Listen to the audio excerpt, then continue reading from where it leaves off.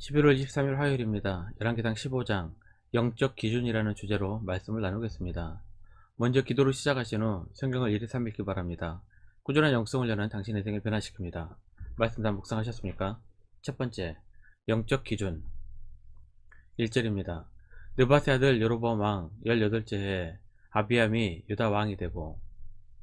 열왕기에서는 남왕국 왕과 북왕국 왕들을 돌아가면서 소개하고 있습니다.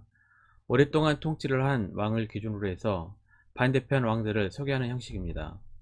예를 들면 여로보암 왕 18째 해 유다 왕 아비암, 여로보암 왕 제20년에 유다 왕 아사, 이런 식으로 소개를 합니다.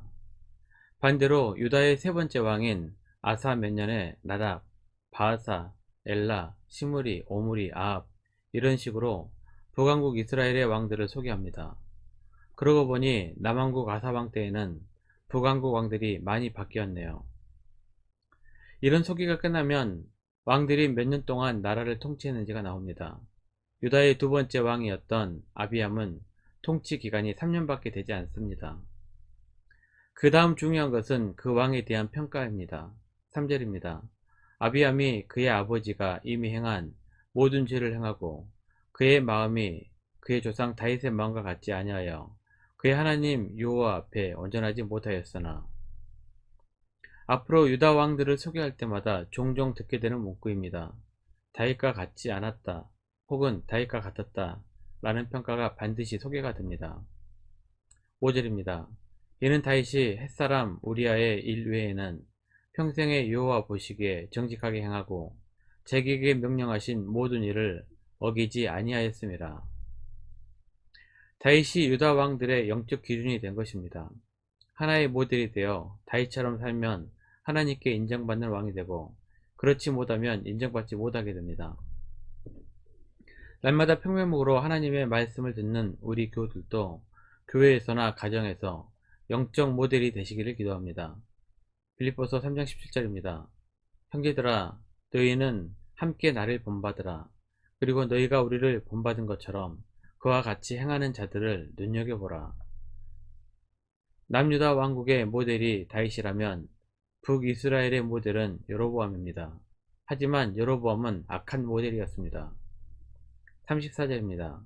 바아사가 여호와 보시기에 악을 행하되 여로보암의 길로 행하며 그가 이스라엘에게 범하게 한 그 죄 중에 행하였더라. 여로보암의 길은 악한 길이었습니다. 문제는 이스라엘의 왕들은 하나도 빼지 않고 모두 여로보암의 길로 행했고, 그로 인해 하나님께 버림받는 나라가 되게 됩니다. 믿는 자라면 다윗의 길로 걸어가야 합니다. 그래야 하나님께 인정받을 수 있습니다.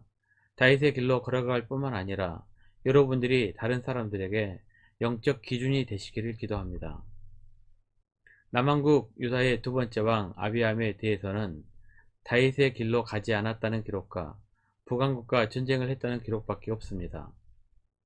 역사적 평가와 하나님의 평가는 종종 다릅니다.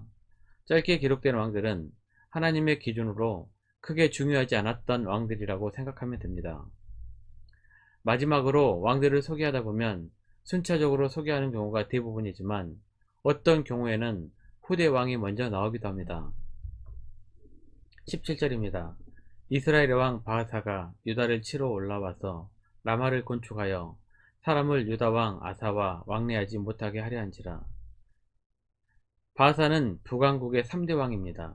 그런데 북왕국 2대 왕인 나답보다 먼저 이야기가 나옵니다. 그런 다음 2대 왕인 나답이 나오고 다시 3대 왕 바하사가 나옵니다. 어떤 역사적 사건을 소개하면서 순서가 조금씩 섞일 수도 있으니 유의하시기를 바랍니다. 두 번째, 유다 왕 아사. 여로보암 제20년에 아사가 남유다의 세 번째 왕이 되었습니다. 통치 기간은 41년입니다. 10절입니다. 예루살렘에서 41년 동안 다스리니라. 그의 어머니의 이름은 마아가라. 아비살롬의 딸이더라. 그의 어머니의 이름은 마아가이고 아비살롬의 딸이라고 기록합니다. 아비살롬은 다윗의 아들 압살롬을 말합니다. 그런데 성경을 주의 깊게 읽다 보면 분명 2절에서 아비살롬의 딸 마아가는 아사의 아버지인 아비암의 어머니로 기록이 되어 있습니다. 2절입니다. 예루살렘에서 3년 동안 다스리니라. 그의 어머니 이름은 마아가요 아비살롬의 딸이더라. 대충 읽으면 보이지 않지만 주의 깊게 읽으면 보이는 구절입니다. 그래서 성경을 자세하게 알고 싶으면 같은 본문을 적어도 3번은 읽어야 합니다. 제가 1회에서 3회 읽으라고 말한 이유도 바로 이런 이유입니다. 아버지의 어머니와 아들의 어머니가 같을 수가 있을까요? 뭔가 잘못된 것 아닐까요? 그래서 학자들은 아사의 어머니가 아니라 아사의 할머니이고 할머니가 섭정을 했기 때문에 어머니라고 기록한 것으로 풀이합니다.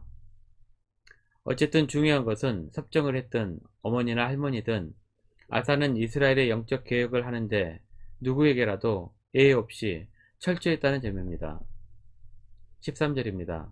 또 그의 어머니 마아가가 혐오스러운 아세라상을 만들었으므로 태우의 유를 피하고 그 우상을 찍어 기드론 시내가에 불살랐으나 할머니가 섭정을 하면서 아사에게 많은 영향력을 미쳤을 것입니다. 그 중에 솔로몬 때부터 시작하여 르호보암 그리고 아버지 아비암까지 계속된 우상 숭배의 영향이 있었을 것입니다.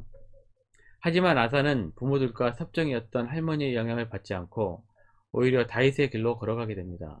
11절입니다. 아사가 그의 조상 다윗같이 여호와 보시기에 정직하게 행하여 아사는 단호하게 우상 숭배와 가증한 모든 일을 철폐합니다. 섭정이었던 할머니도 예외일 수 없었습니다. 죄를 끊을 때에는 단호해야 합니다. 정 때문에 질질 끌려다녀서는 안됩니다. 세 번째, 이스라엘 왕 바하사. 28절입니다. 유다의 아사 왕 셋째 해에 바하사가 나답을 죽이고 대신하여 왕이 되고 선지자 아이야의 말씀 그대로 여로보암의 가문은 멸망을 당하게 됩니다. 29절입니다. 왕이 될 때에 여로보암의 온 집을 쳐서 생명 있는 자를 한 사람도 남기지 아니하고 다 멸하였는데 여호와께서 그의 종 실로 사람 아이야를 통하여 하신 말씀과 같이 되었으니 여로보암의 범죄로 여로보암의 아들 나답이 왕위에 올라 2년 만에 바하사에게 살해를 당하게 됩니다. 그리고 바하사가 새로운 왕조를 시작합니다. 하지만 바하사도 여로보암과 별반 다를 바가 없었습니다. 여로보암의 길을 그대로 따랐기 때문입니다. 북이스라엘은 참으로 한결같습니다. 분열왕국 동안 남유다는 그래도 다윗의 길로 행하는 왕들이 절반은 있었습니다. 하지만 북이스라엘은 계속해서 여로보암의 길로만 갔습니다. 말씀 요약합니다. 믿는 자라면 다윗의 길로 걸어가야 합니다. 그래 하나님께 인정받을 수 있습니다. 다윗의 길로 걸어갈 뿐만 아니라 여러분들이 다른 사람들에게 영적 기준이 되시기를 기도합니다.